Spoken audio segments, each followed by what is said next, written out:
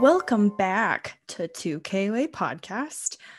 I'm Peyton, and this is my sister Paige, and we're 2,000 miles away from each other, and we talk about murder and the macabre. And back now, to our regularly scheduled exactly podcast. Regular, my brain. Jeez, it's been a very long day already. But we're back to our regular. Oh my god.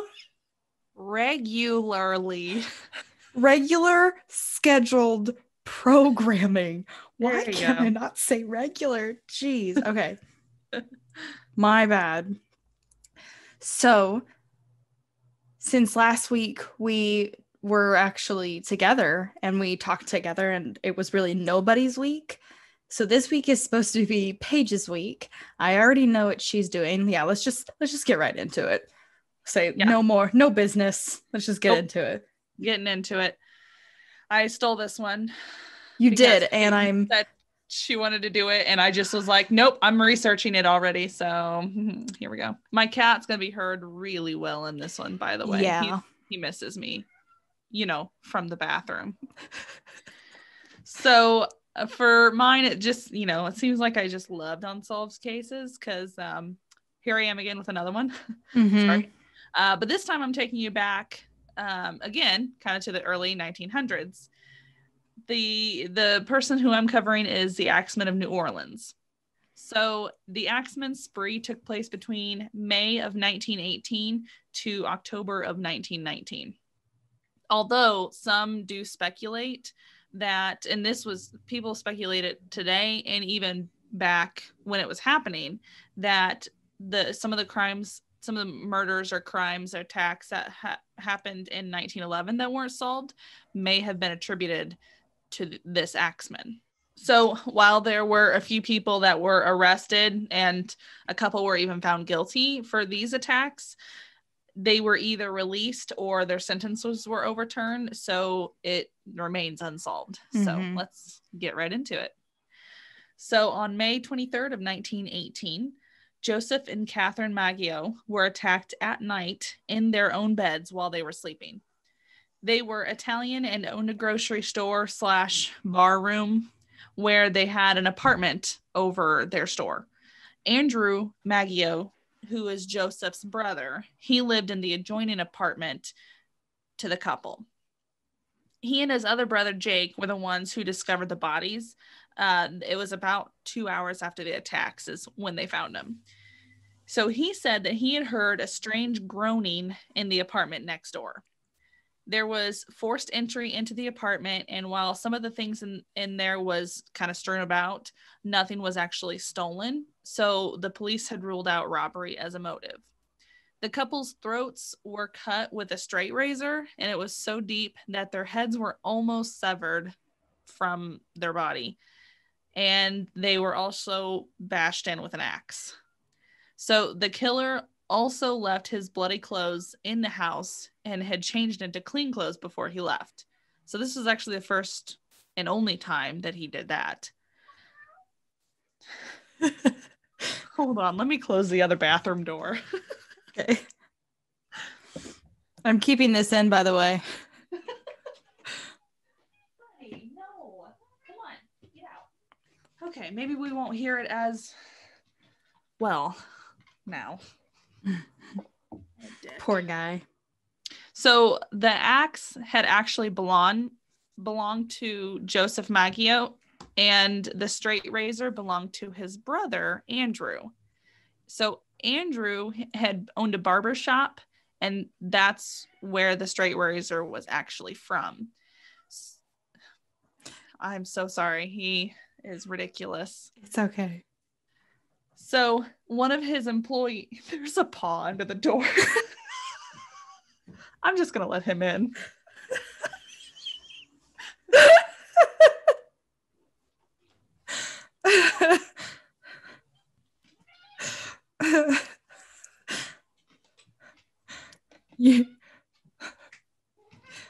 By the way, have I mentioned that I'm so glad we don't have kids?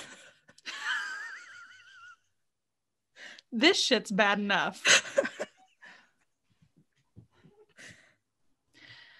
So one of Andrew's employees had told the police that Andrew wanted to have this particular straight razor fixed because it had some kind of, I don't know, it was nicked or something like that. So he was taking it home to fix it. And it was going to be a couple days before this happened is when he took it home. So Andrew became the prime suspect pretty much immediately, as you would, since it was his. Mm-hmm. So they were also suspicious that he didn't actually hear the intruder as soon as he broke in, since it was an actual forced break-in. They ended up releasing him because he actually had a pretty solid alibi. He was about to join the Navy and was out celebrating his departure that night. So he was pretty drunk when he got home. And this is why you don't hear somebody breaking into your house. And he passed out. Mm-hmm. So, I mean, he was, that's why he didn't hear when it first happened. Yeah.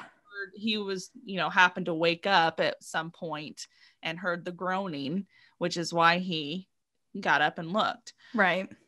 So, unfortunately, Catherine died before anyone got there. So she was dead on scene. And Joseph actually passed away just after they were discovered. So that was the Maggios. Unfortunately, neither one of them made it. While Andrew, the brother, was definitely a suspect, they clearly found out that he wasn't the one that did it. So then on June 27th, so this was just over a month after the Maggios were killed, Louis Bessemer and his mistress, Harriet Lowe, were attacked in the early morning while they slept. Louis was another Italian grocer who lived in the back of his store. They were found by the driver of a bakery wagon who had come to make the daily delivery. Wouldn't that be just shit to walk in on? Here's your morning bread. Oh, shit. Yeah. So Louis, he hadn't opened the store yet. So that's one of the reasons why this delivery driver was trying to get into the store. So while they were both very injured, they both ended up surviving their attack. Stop.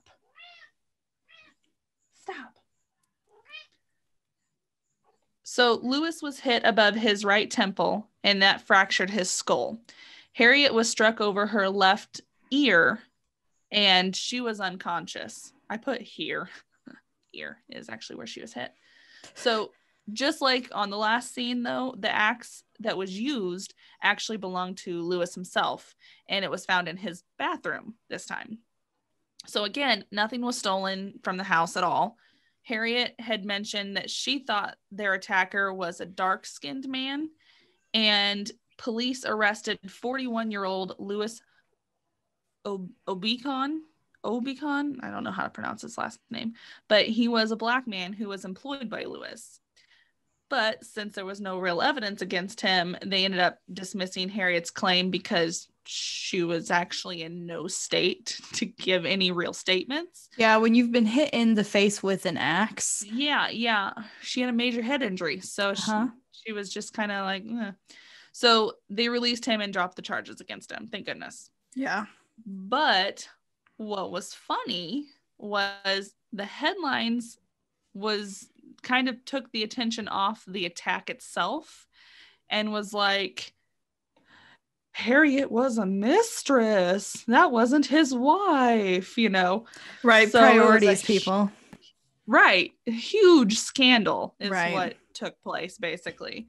So then Louis really had kind of a shit go at this, because then the media took another turn at Louis because letters that were written in German, Russian, and Yiddish were found in a trunk in his home.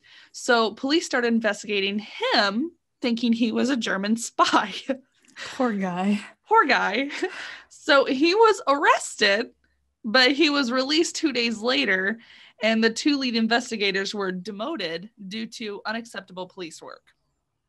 But they weren't done with him yet. No. I know.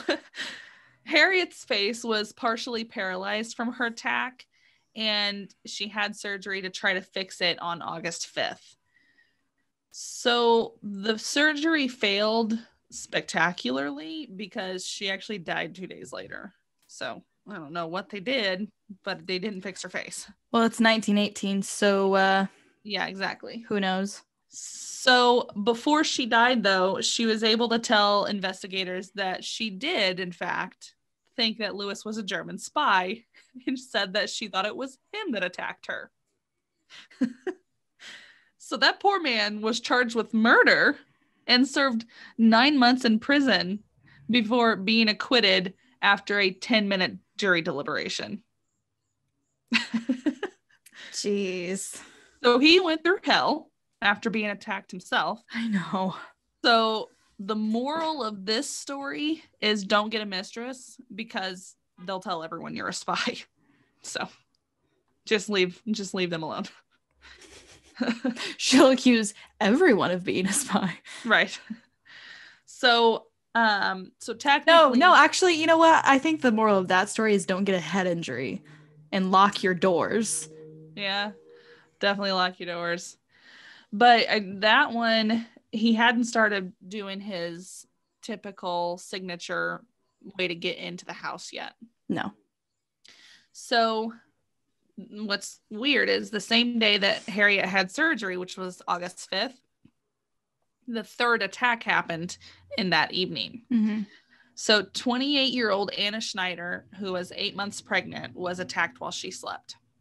So her husband was late at work, and he was the one that found her when she got home.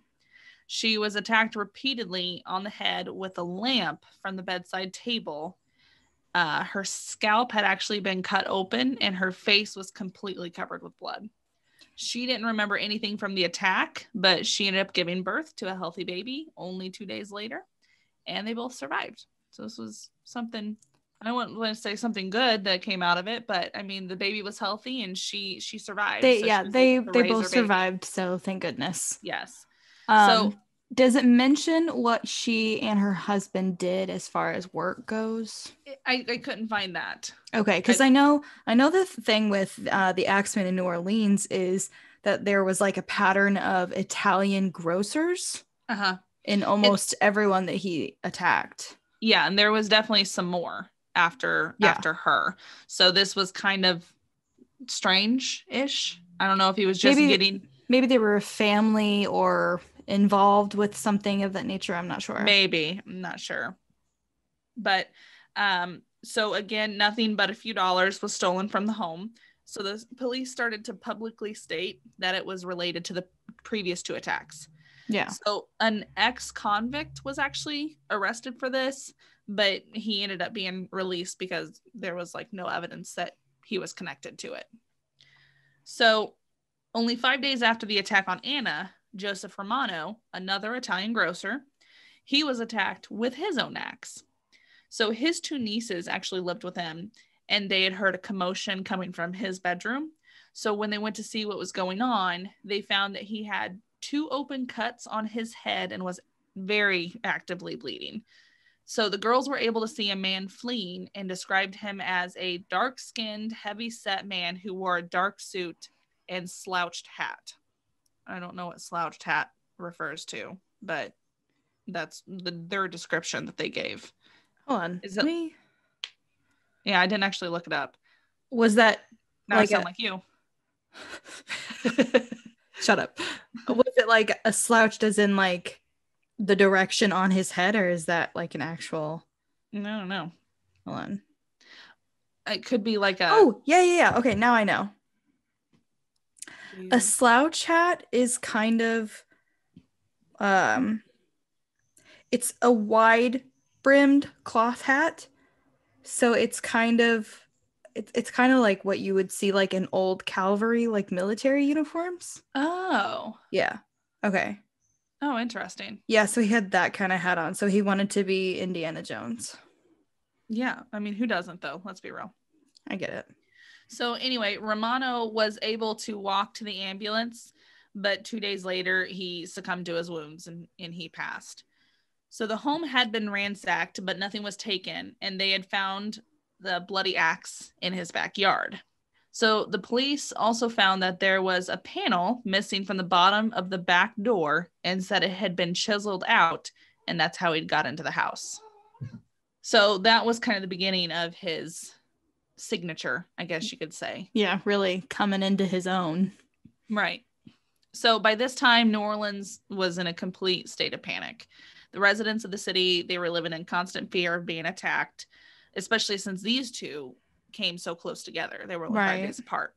So the police were constantly getting reports of seeing the axemen, quote unquote, and people saying that they found an axe or a chisel in their backyard. So people started carrying shotguns around and saying that their doors and windows had been tampered with, and family members were taking turns watching the house at night. So they were taking this shit seriously. Yeah. So one report even said that he was masquerading as a woman. So not sure how true that one was, but so that was, back in August. And then it wasn't until March 10th of 1919 is when he struck again. So this one, though, it includes the unfortunate death of a child. So if you need to skip ahead a little bit. So Italian immigrants, Charles and Rosie Cortimiglia, and their 2-year-old daughter, Mary, they were his next victims. So their neighbor, Orlando Giordano, who was another Italian grocer, heard screams coming from their house in the middle of the night. So when he got there, he saw Charles laying on the floor bleeding profusely, and Rosie was standing in the doorway bleeding from her head as well. But the worst part was she was holding her daughter, who was already deceased from the attack. So they were rushed to the hospital and found that they both had skull fractures. And at the scene, they found that nothing was stolen, but a panel in the back door was missing. It had been chiseled out. And the bloody axe was found on their back porch, which belonged to Charles. Charles was released 2 days later, but his wife, Rosie, had to stay a little longer. Her wounds were a little bit worse than his. So when she finally regained consciousness, she said that she woke up to see a man with an axe struggling with her husband. She grabbed her daughter and pleaded with the man to spare them, but he attacked him anyway. She claimed it was Giordano, who was 69, and his 18-year-old son, Frank, and they had been the ones that attacked them. So, for one, though, Giordano himself was in very poor health, so he really wouldn't have been able to pull it off. And his son was over 6 foot tall and over 200 pounds. So he wouldn't have been able to fit through that panel in the door. Yeah. One could argue that maybe if, the father was smaller, he probably could have fit through the door. But again, he was 69 years old and in very poor health. So I'm not sure how that could happen. Yeah. So to add to this, though, Charles himself adamantly denied that it was the two men. He kept saying, no, she's wrong. It was not they were not the ones to attack me. But ignoring all the evidence, police arrested Giordano and his son, and they were found guilty. So they were charged with the murders, found guilty, and Frank was sentenced to death by hanging, and Giordano was sentenced to life in prison. Yeah. So Charles divorced his wife, and right after the two men were sentenced. A year later, Rosie admitted that she falsely accused the two out of jealousy and spite. And since her statement was literally the only evidence against them, they were acquitted and they were released from jail. And thankfully, it was before Frank was hung. So, right, because back then they'd be like, okay, well, next week is when we're doing it. Right. Well, but it was a year after their attack is whenever. So, they both spent at least a year in prison or in jail, prison, whatever. And the whole time Frank was supposed to have been hung. Yeah. Do you know why she accused them? Because I know it was jealousy or. Yeah, out of jealousy. It just says out of jealousy and spite. I couldn't find actual like what they had done to her to make because her hate them I'm so much. yeah, like I don't know if it was like a rival business thing or something. I don't know. Well, I couldn't find anything saying that the Cortamiglias were grocers, but they were Italian immigrants. Yeah. And Giordano and his son, he was an Italian grocer, but I don't know why she hated them so much to literally accuse them of murder. Right. Or I don't know. So after the Cortamiglia attacks, New Orleans was filled with a new sense of panic because, of course, previously it had been since August since somebody had been attacked. Now all of a sudden people let their guard down and boom, March of the next year, someone's attacked and a child killed. Right. So first of all, no, I literally just said that. So second, the police officially stated publicly that they think all of the attacks were made by the same man. So on March 13th, the Times-Picayune, I think is how you pronounce it, newspaper received a letter supposedly from the Axemen that they published in the next day's paper. So the letter added a little mystique and supernatural aspect. So this letter actually added a little mystique and supernatural aspect to the Axemen. But I'm going to read the whole letter because it's really too good not to. Yeah. And if you've already heard the letter, you can skip forward a little bit. But if you haven't, you got to listen to this. So it starts off with Hottest Hell, March 13th, 1919. Esteemed mortal of New Orleans, the Axemen. Yeah. So it's not even like esteemed mortals. Like I looked at multiple different accounts to make sure it said mortal. It said mortal, not mortals. Mm-hmm. So they have never caught me and they never will. They have never seen me, for I am invisible, even as the ether that surrounds your earth. I am not a human being, but a spirit and a demon from the hottest hell.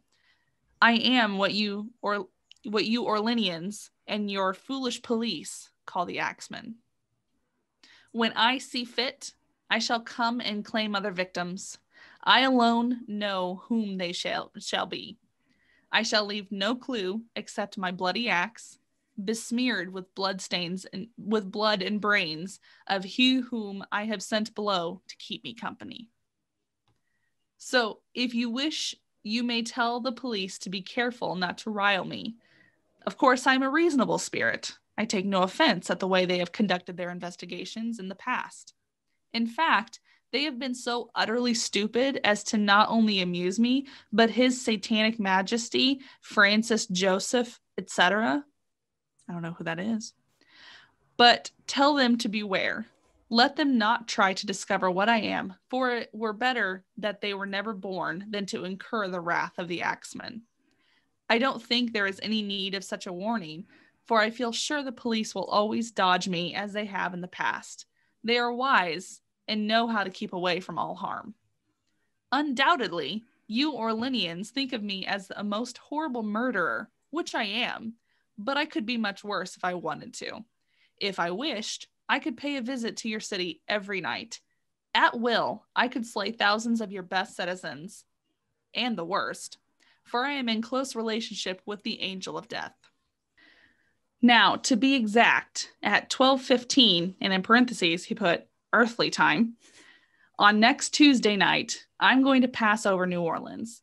In my infinite mercy, I'm going to make a little proposition to you people. Here it is. I am very fond of jazz music, and I swear by all the devils in the nether regions that every person shall be spared in whose home a jazz band is in full swing at the time I have just mentioned. If everyone has a jazz band going, well, then so much the better for you people.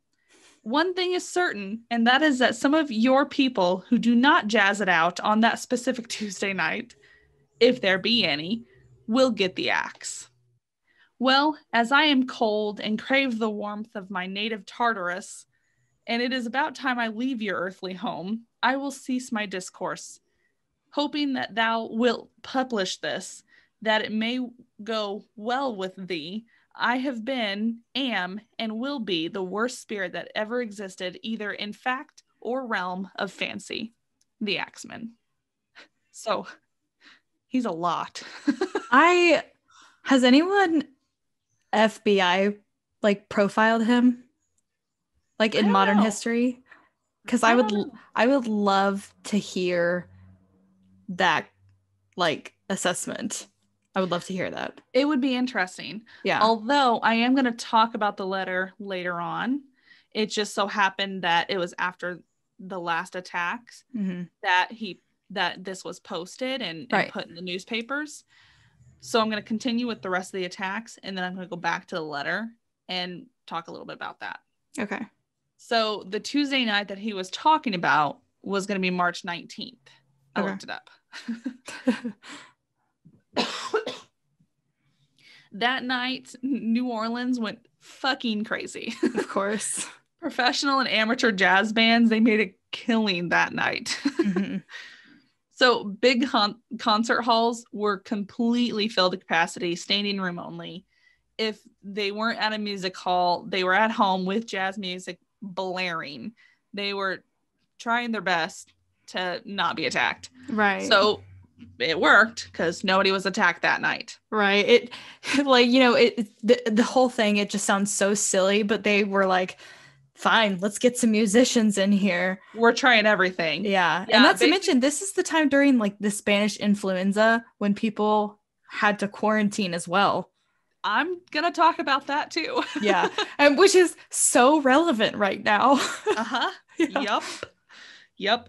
So everyone was, I'm sure, relieved, but they were still kind of on edge in the weeks that followed. So, absolutely. Yep. So that was back in March. Then on August 10th, 1919, so we got 5 months later, another grocer was attacked while he slept. His name was Steve Boca.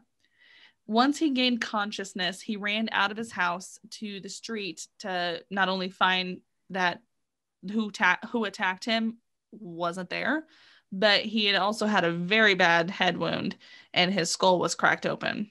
Right. He managed to run to his neighbor's house where he promptly lost consciousness again. So he was able to recover from his injuries, but he didn't remember anything about the attack. So nothing was actually taken from the home again. A panel was chiseled out of the back door. So we definitely have a very clear pattern. So then a month later, September 3rd, there was another attack. This time it was 19-year-old Sarah Lowman, and it was while she slept. She lived alone, so when nobody saw her the next day, they ended up having to break into her home to check on her because the house was still locked. Right. They found Sarah unconscious on her bed with a bad head injury, a concussion, and she was missing several teeth. It was not a pretty scene to come up on. So she recovered as well, but she didn't remember anything from her attack either. So this time, the attacker entered her home through an open window, and they found a bloody axe on the front lawn. So lock your windows. I shouldn't say that because Ryan likes to lock the windows. I typically don't. I should take my own advice. Yeah, you really should. We're a true crime podcast, so you need to get your shit together. I know. Well, it didn't help me when I locked my keys in my house and I didn't have any other keys available because Ryan was at work. That's true. It also didn't help me when I locked your keys in your house. And trying to break into a window that's not open is not easy. No. Yeah, I even tried one of my upstairs windows. Like I got my extension ladder out, climbed onto my porch roof and tried to open the window that I thought was open and it wasn't. So I was like, well, shit, I guess I have to wait until Ryan gets off work. Oh my gosh. Yeah. So the last attack happened on October 27th of 1919. Mike Pepitone was attacked while he slept. His wife woke up to a noise coming from her husband's bedroom. She got to his bedroom just as the attacker was escaping.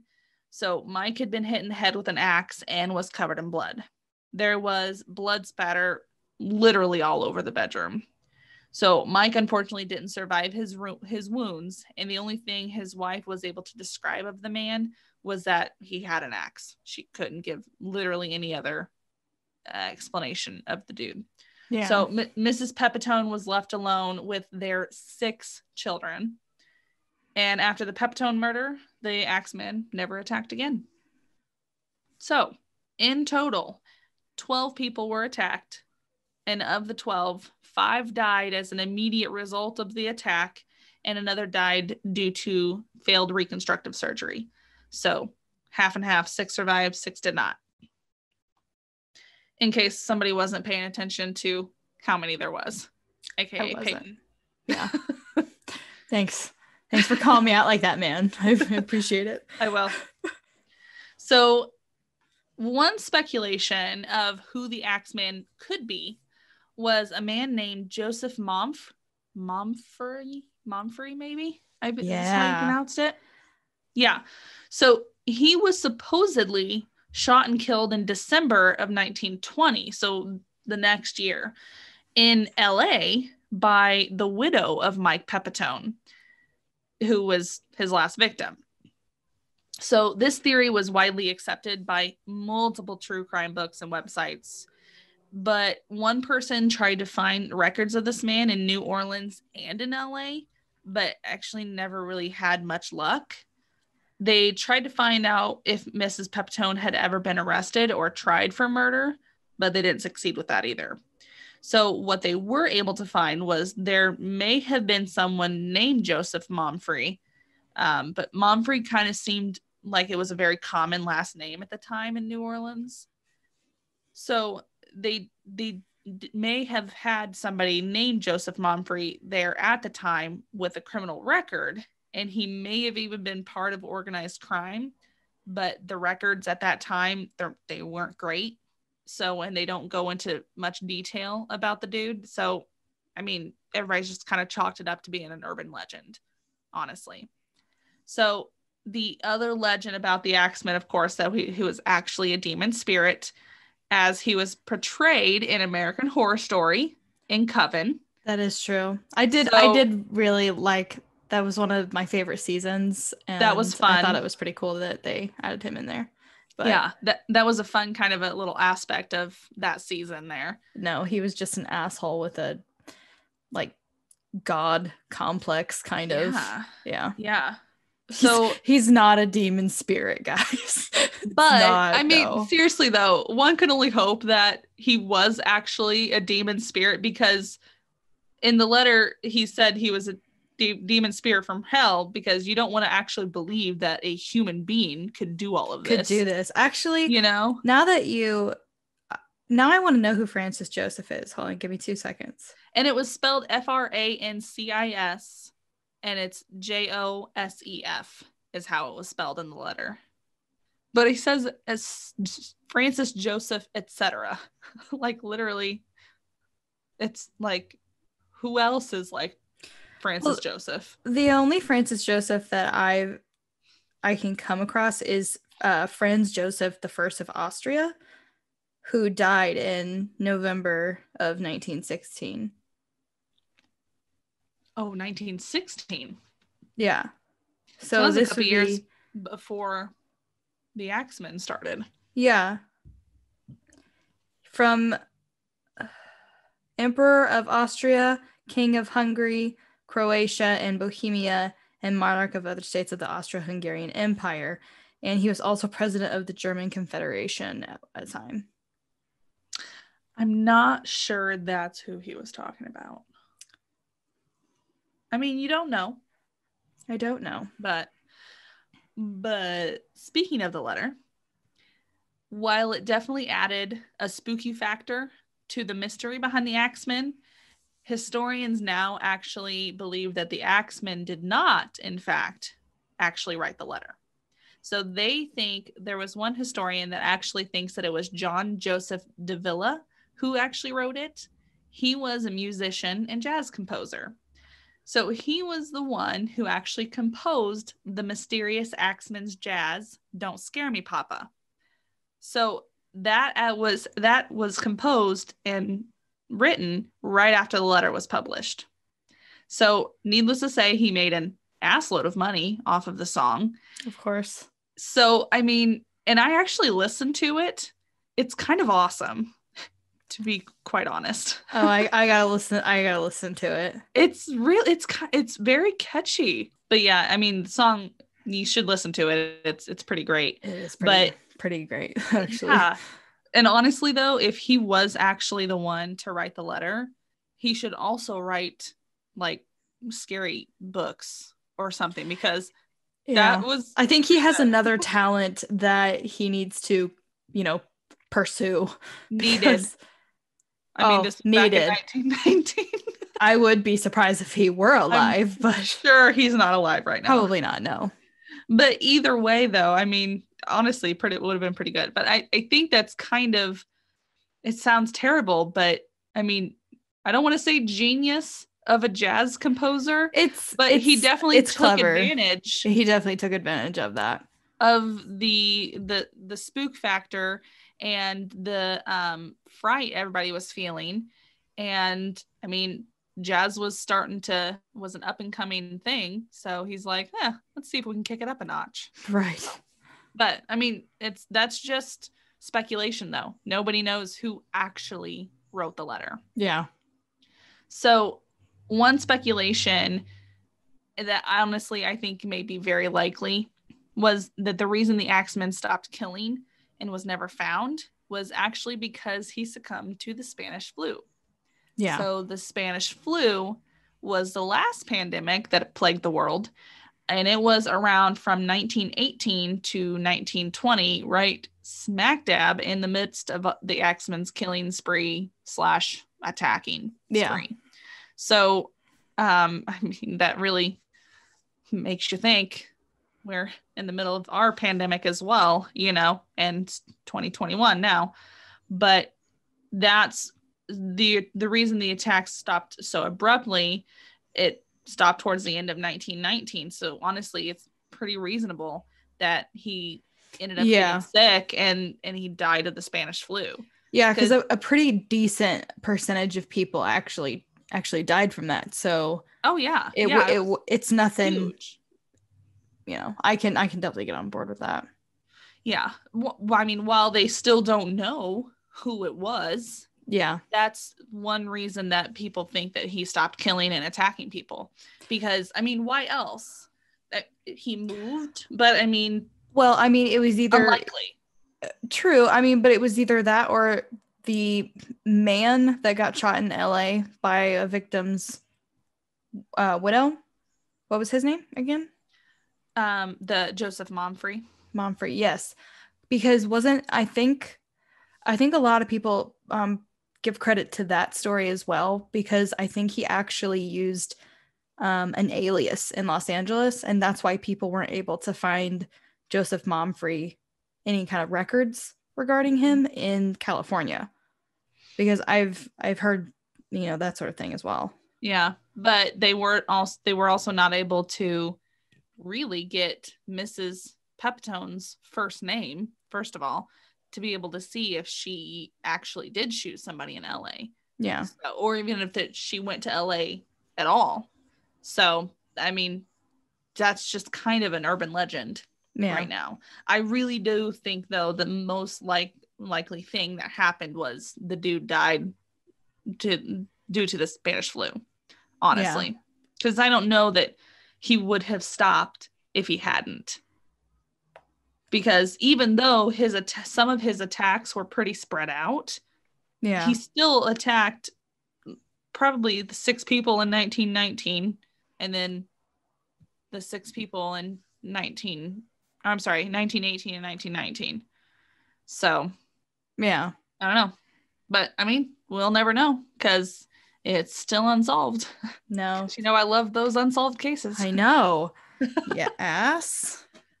So we'd love to know your theories, though, honestly. If you guys have heard something that I couldn't find. If you were there. If you were there. If you witnessed a man. I mean, or if you know of somebody that had grandparents that were alive at the time. I mean, like literally anything. If you know anything, let us know. Or if you have a slouch hat. And have a penchant towards jazz. I mean, if you want to send us a video or a picture of you playing a saxophone in a slouch hat, we'd love to see that. But really, though, when he says, where is it? Let's see. I know that letter. It's so like fantastical and so greetings. Jazz it out. Yeah, jazz it out.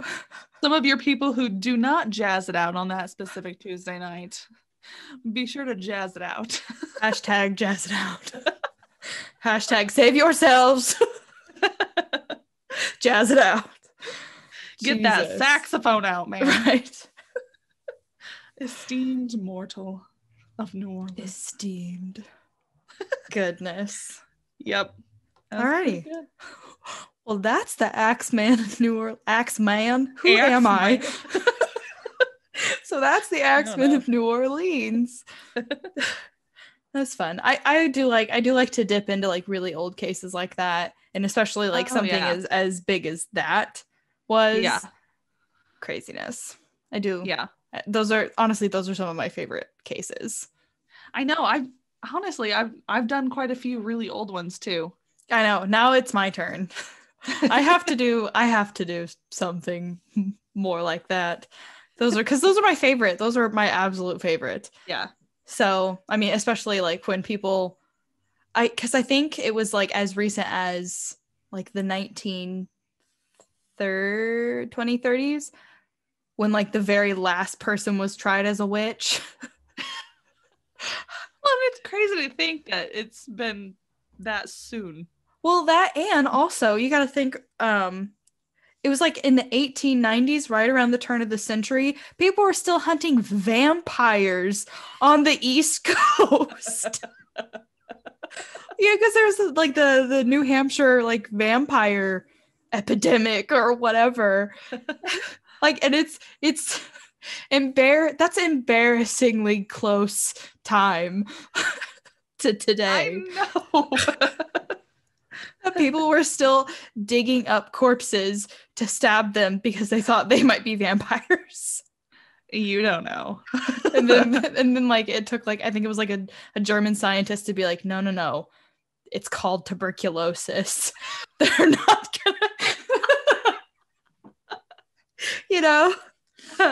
guys, we gotta stop. Like, stop digging up your relatives. Stop it. But yeah, I love cases like these. They're some of my favorite. But so thank you for joining us today. You can follow us on Facebook at 2K Away. You can follow us on Instagram at 2K Away Podcast. And we do have a YouTube channel. It is at 2K Away Podcast. It's not an at, yes, but you get that. 2K Away Podcast. I just rhymed. Yay. Scat. Anyway, I don't know why I just did finger guns. Wow. We also do have a Gmail. It is 2kwaypodcast@gmail.com if you want to suggest something or write to us. The number 2. Yes, the number 2. And I haven't heard anything about our theme song yet, about what people think of it. I haven't heard anything yet. Not yet. Have you heard I anything? love it. I haven't. I do too. Because we don't want to do like something super scary sounding, or obviously something like too upbeat, but we want that. It's kind of jazzy, so I think this is appropriate. I think so. Yes. I think the Axeman would approve. I think he would have, but who cares about what he says, because he's kind of a garbage human. And he's in the hottest of hell, apparently. True. Thank you for joining us, and we hope you keep listening. We'll see you next week. Yes. Bye-bye.